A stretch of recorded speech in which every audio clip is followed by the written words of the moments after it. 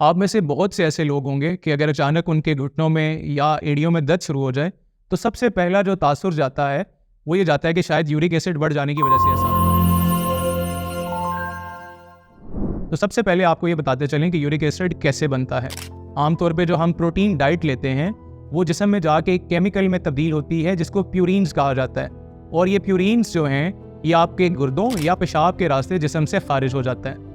तो सबसे पहली वजह यूरिक एसिड बढ़ने की, जो लोग प्रोटीन डाइट ज़्यादा लेते हैं जिसमें आपकी बड़ा गोश्त, छोटा गोश्त, दालें, हरी सब्जियां जिनमें मेथी, पालक और साग वगैरह शामिल है। उसके अलावा मोटापा यानी ओबेसिटी, जो लोग ओवरवेट हैं उनमें यूरिक एसिड डिपोजिशन बहुत ज़्यादा होती है। इसके अलावा क्रोनिक डिजीज़ यानी कि पुरानी बीमारियां चली आ रही हों जिसमें किडनी डिजीज़ हो गई, जिगर की डिजीज़ हो गई, बीमारियां हो गई। इसके अलावा जो लोग क्रोनिक स्मोकर हैं यानी कि सिगरेट नोशी करते हैं उनमें, और इसके अलावा जो लोग पानी का इस्तेमाल यानी कम पानी पीते हैं, दिन में 10 गिलास से कम पानी पीते हैं।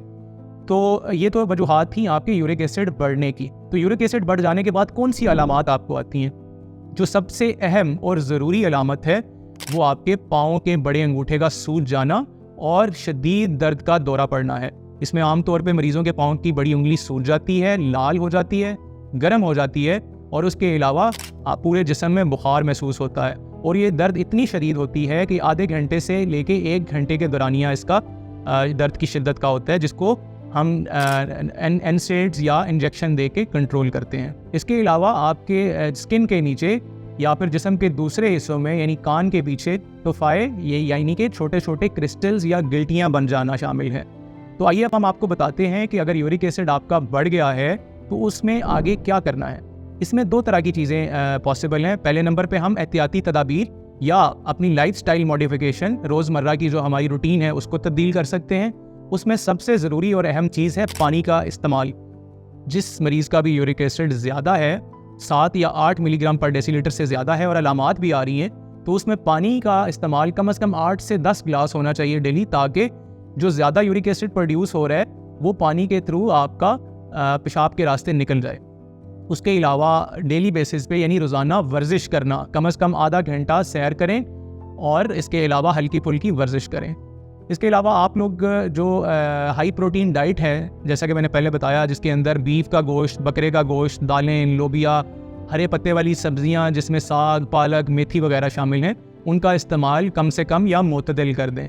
इसके अलावा सिगरेट नोशी करने वाले हजरात अपनी सिगरेट नोशी पे थोड़ी सी तवज्जो दें, उसको कम करें।